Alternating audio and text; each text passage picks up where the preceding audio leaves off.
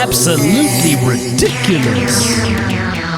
They'll believe anything. They'll believe anything. Maybe. There was a question you wanted to ask me earlier.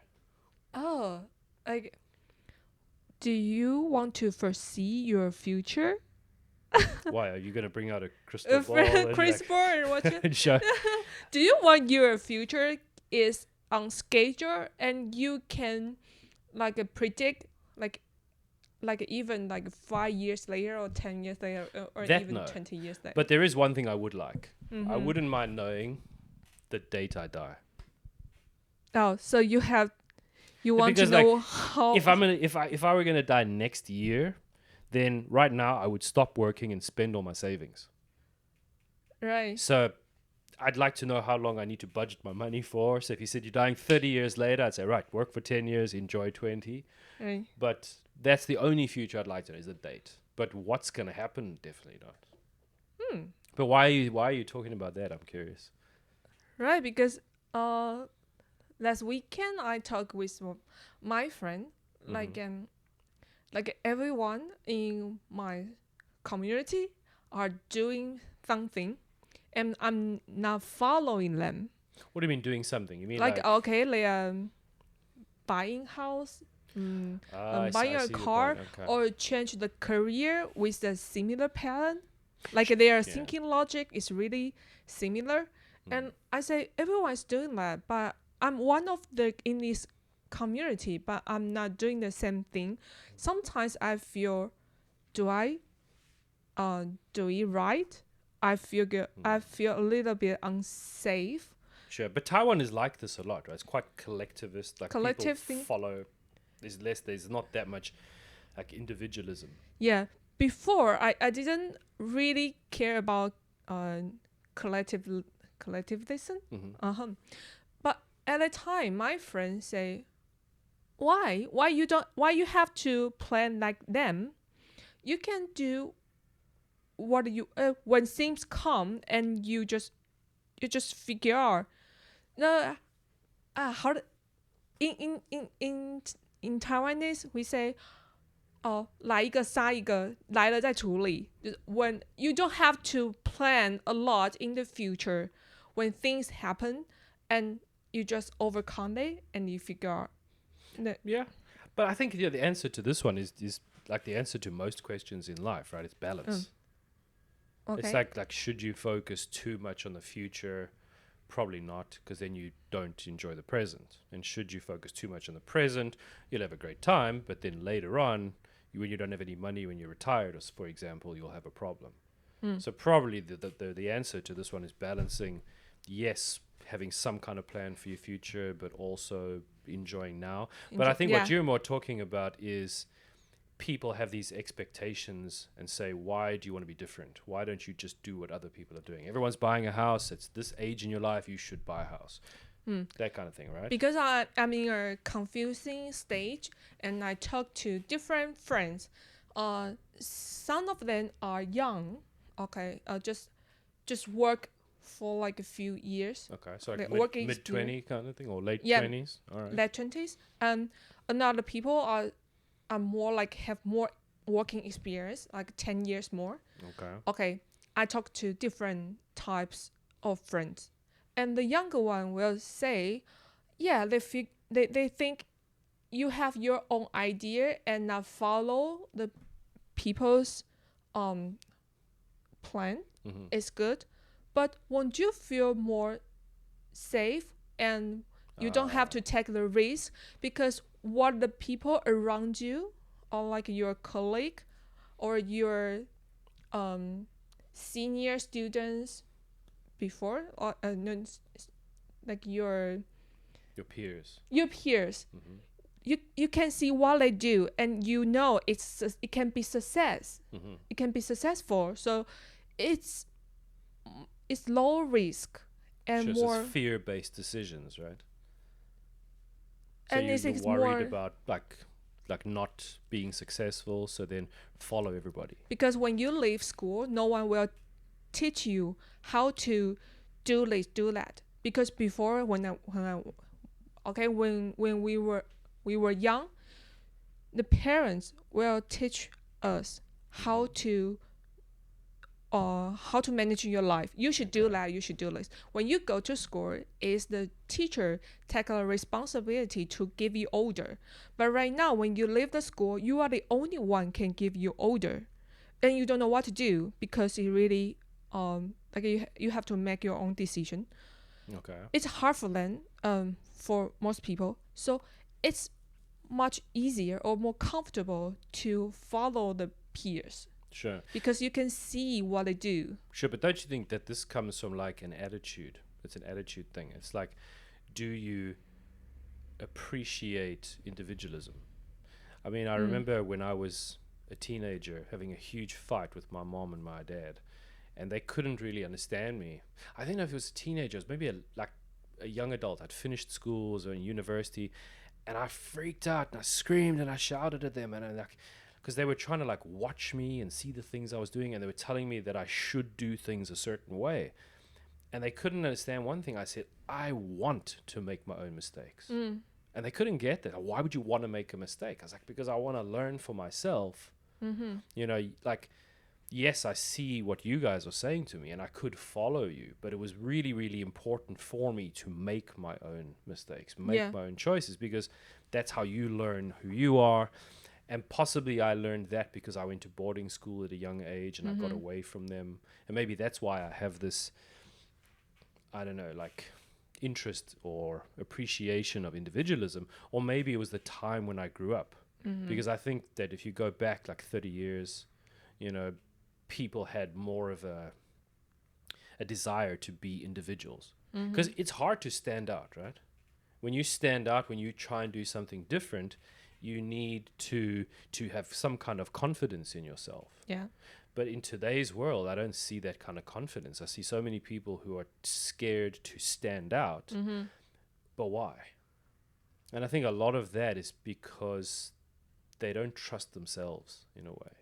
Because when you stand out and you're comfortable to stand out for something, it's because you trust what you believe. And why do you trust what you believe? Possibly because you have experience. Yeah. But then if you take other people who don't have much experience and have a head full of ideas that were put there by other people, how do you then stand out and feel confident to stand out, for have your own opinion and say, this is what I believe? Because it isn't really what you believe. It was just put there by somebody else. Yeah, that's not their own ideas or their own perspective, because they don't have the experience. Yeah. And when I explain these things to my friends, one side is to let me know, like I have to remind myself that's what I believe. I should be strong to myself. I should to be loyal to myself. When I talk to her, it's really talking to me, to myself. Sure. But my attitude is very like more a little bit angry.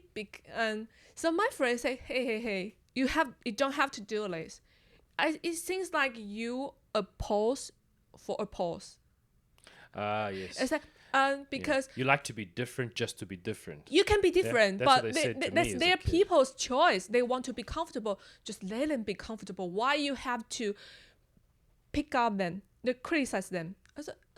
They kind of push me a little back and think about it. Sure, maybe, but all these people who want to be comfortable keep pushing against the individuals, because you said that people saying to you, why don't you buy a house? Why don't you do this? Why? Yeah, because they push me, so I have to push back. But then as soon as you push back, oh, you don't need to push. But they're always doing it. These people who want to just take a vaccine without doing the research, like then they push back against people who have done the research. So they're always pushing us. Yeah. If you think about it, the push to make you conform, to do what everyone else is doing. Like you've told me, a whole lot of people are always telling you to buy a house, telling you to do this, do this, do this. Yeah. They don't see that they're always the ones pushing. People who are more individual don't push much. You're like, dude, I'm worried about myself. And then as soon as you push back, they're like, oh, no, well, look, why are you pushing? Of course I'm pushing, because you pushed me first. So it's a strange one. It's like, I don't get... And it probably goes right back to what we were just saying a minute ago. It's about confidence. It's like when you push them, their only answer to why you should do this is because everyone else is doing it. But the reason that you have for being different is something that you thought about and you're confident about. I've discussed it with you many times. So you have a real view and you can back it up and stand by your decision.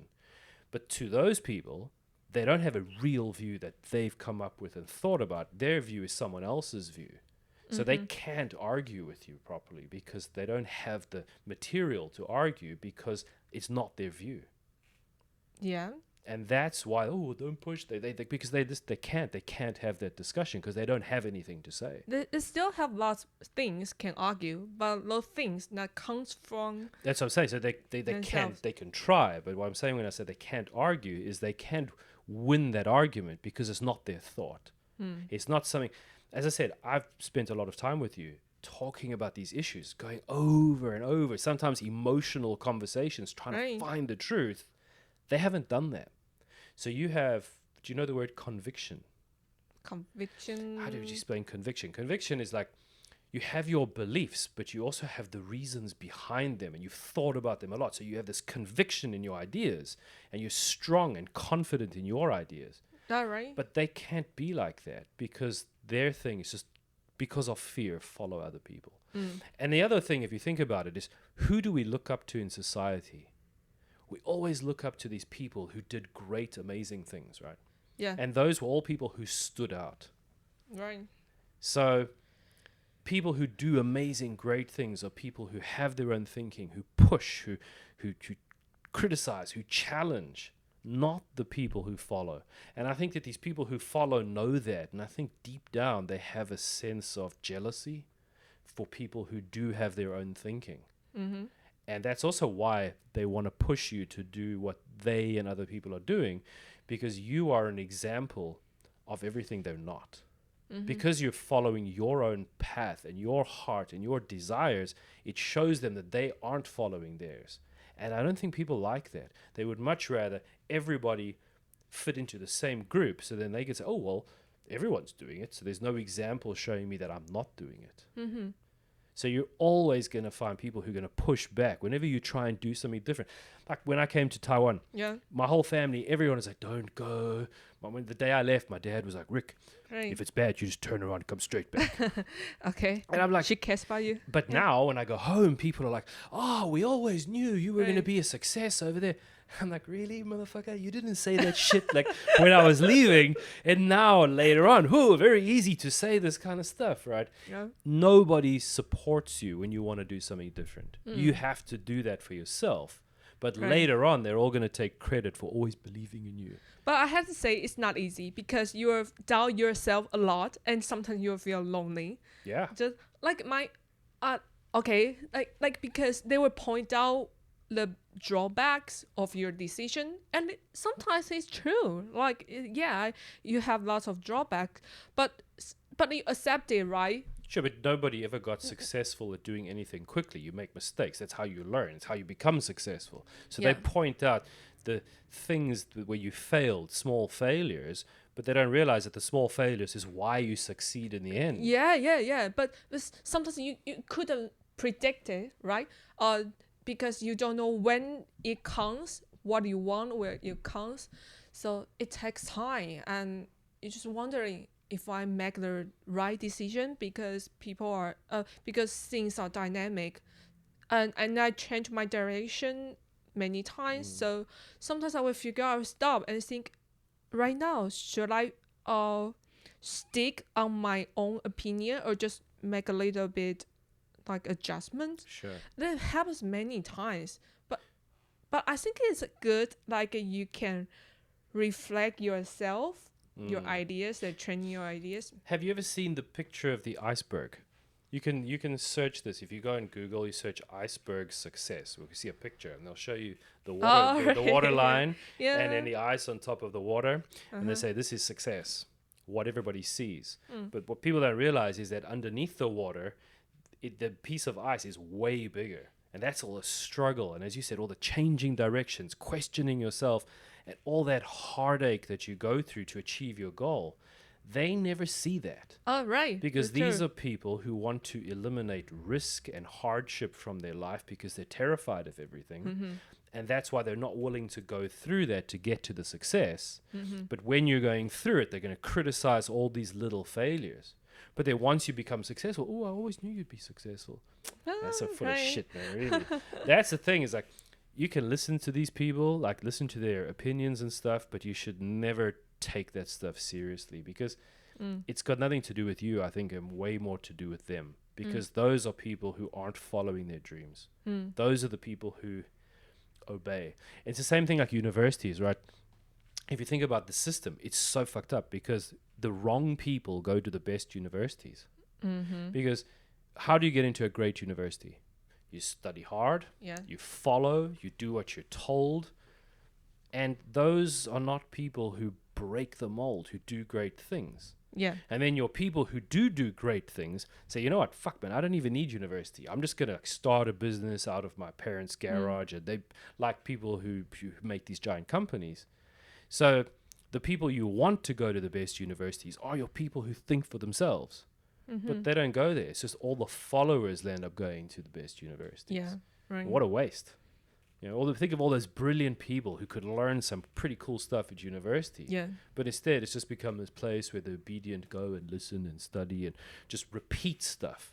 You know, I know so many people who've gone to great universities now. Fucking useless. Sorry to anybody. But really, they're useless because they have a head full of facts. But when I ask them to do something or see them do something, I'm watching them. I'm like, where's your logic?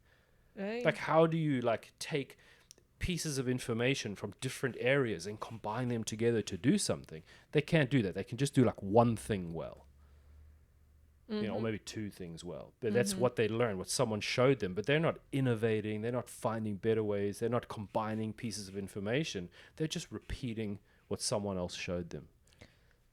Even they realize, but it's a little bit late because they already put lots of investment on the school, the scholarship.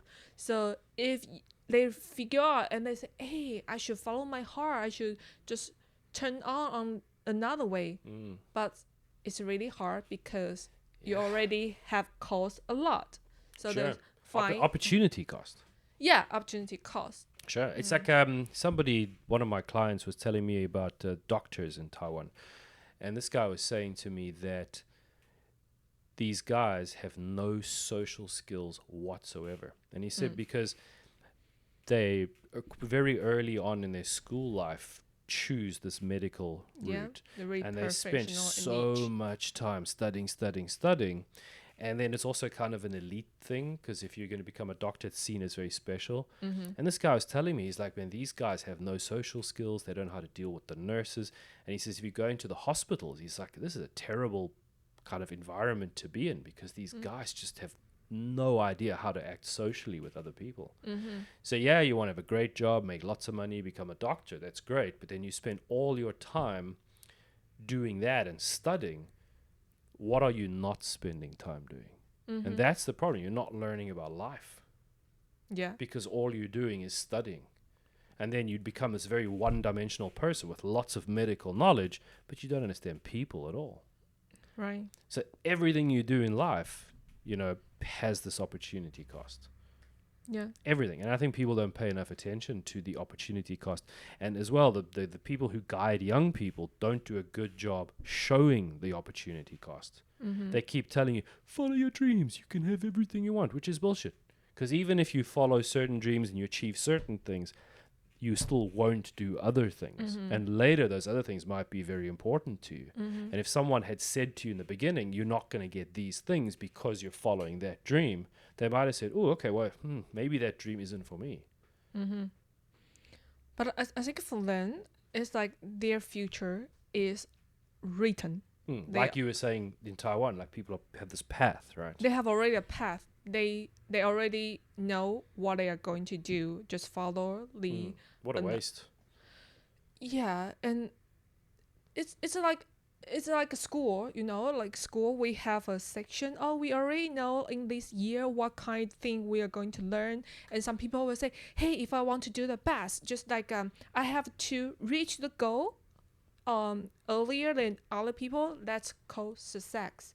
And it's like a chasing game, and it's hard for them to leave. Sure. Okay, so And also, what is success? These days just means money. just me money. Yeah, just and money. that's not successful. I know a lot of people with For- money not happy at all. Yeah, for some people's definition is like money. So for me, I just think I don't want I don't want the same future like others. I already foresee their future. If I follow their steps, I will be like them. Yeah. But I already know, no, that's what I don't want like this. Sure. And they will dislike you for that. And I say, I want to make another change. But, okay, say, what kind of change? Or what kind of 10 years goal you want to reach? I said, I don't know. Yeah. It's just like a spontaneous. What kind of thing comes, then I accept, I make some reaction, and you will make me to dilute to and deloute? And anyway, detour to anywhere. That's Sure. what I feel. That's called living, right? And enjoy the moment, right? Yeah. But sometimes it's a mixed emotion. Because you are happy, sometimes you feel happy, sometimes you feel like alone. Sometimes you But are isn't there afraid. that thing about the spectrum of life? So if you never really take any risks, if this is the middle line, then you just live like this. Yeah, it's boring. If you For if me, you enlarge the spectrum and you go up and down and up and down, then you can see and appreciate the good times because of the bad times. And that makes such a huge difference. So these people look at you and they say, okay, but now you're in a bad time, you're crying or you're unhappy. And they look at that as a negative, but they don't realize that everything moves in that cycle. And that if you really go down for the sad parts, you really go high for the good parts, and you have a much more interesting life. But that's why you will always be a threat to people who just follow.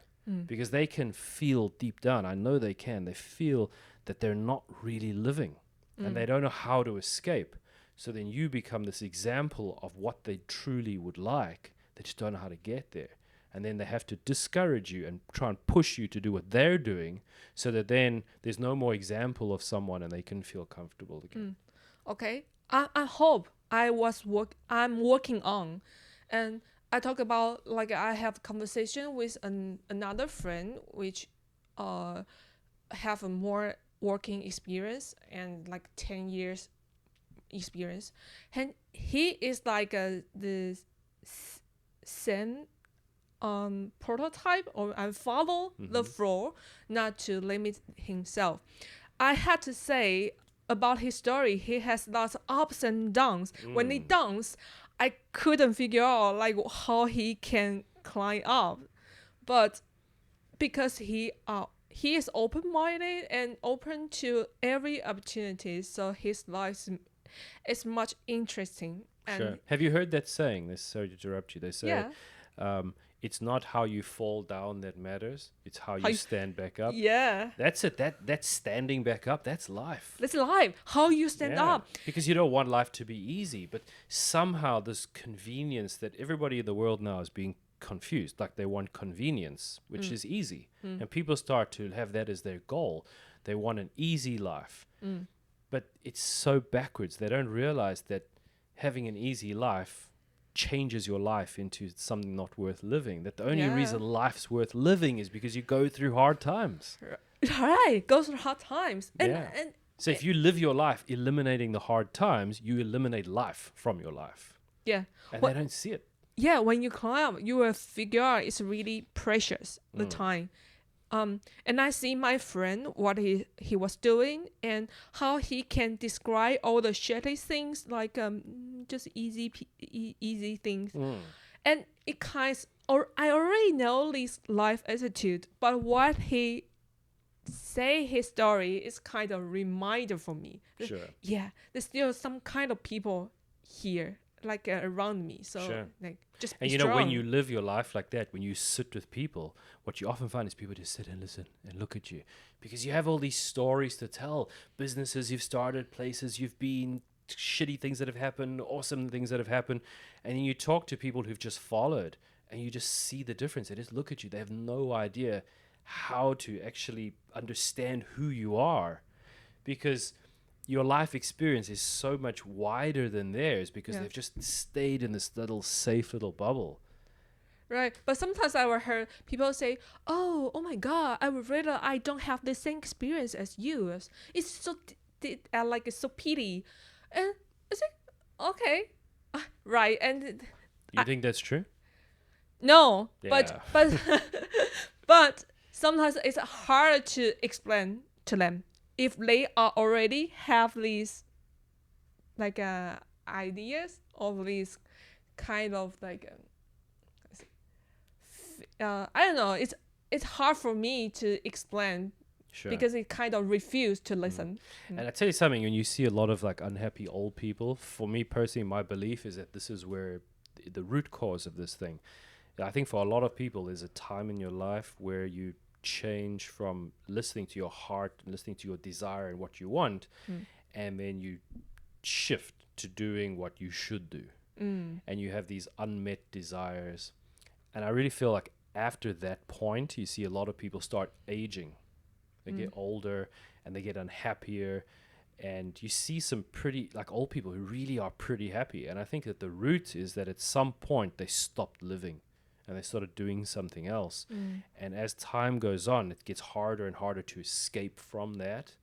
And they just become these miserable people, stuck, hard to change. You know, because they're not listening. There's that connection between you and your heart. And that connection gets broken. And I think that's where people start going downhill. No. You know, it's really important to listen to who you are and to listen to your heart and what you truly want. Sure, you can't do every single thing you want to do, but you can do your best to still do some of the things that you want to do and try. Whereas I've seen some people who just gave up. Never do anything new, never try anything, just like no passion for life. Feel very bad for people like that. And I really think that this is the root of it, as what you're talking about. It's like following. And the more you follow, the harder it gets to become individual. Right. Yeah. So good for you that you're not following. Take the lonely road. What is it, Robert Frost? Do you remember the Robert Frost quote I mentioned to you? Yeah, what is it? 2 roads diverged in a wood. A wood is a forest. And I took the road less traveled by. And that has made all the difference. Oh. And that's really true, right? That's really true. Choose the road that other people don't normally choose, and you will have a interesting life. Might have some bad stuff, might have some good, but it will be interesting. Yeah. Yeah, right. Because people are going to die anyway. So just make their life more interesting. Yeah. Just like live a life. Relating that back to the stupid virus situation, people don't get it. They say, dude, if I die, I die. I could die any day. So I'm not going to live my life in fear. Yeah. Just to keep my heart beating, but my soul not living. What's the point? True. So risk. Okay. That's why people do dangerous stuff. That's why people climb mountains and do things. Why? Because they could die. And they get that pleasure from cheating death, from not dying. That's why because people are going to die, so they are willing to take the risk. And that's what makes it worthwhile, is because you didn't die. But if all you do is spend your entire life trying not to die, then you also try not to live. Right. And what's the point? I like this. We should make a t-shirt. What kind of t-shirt? Like if you spend your life trying to survive, you'll spend very little time living. Okay. Some version of that might be a pretty cool t-shirt to do. But it is the truth, right? Because so many people, like, and I feel bad to be bad to some people, but I see some people who I don't even know why they want to stay alive. I look at their lives, older people, and they have very little real life. But those are the people that are the most scared to die. Oh. It's very interesting to see. You see someone, and I don't get it, like, because you're not living, you're not doing anything. Why are you so worried about dying? And then I see other people who really, really live their lives, and they're not scared of dying at all. Well, if I die, I die. So possibly it's the feeling deep down is people know they haven't lived.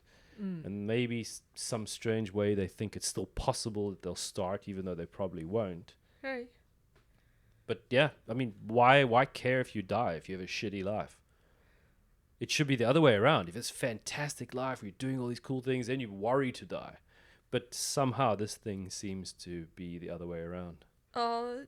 It's you don't know what is the local, is the reason, what is the result?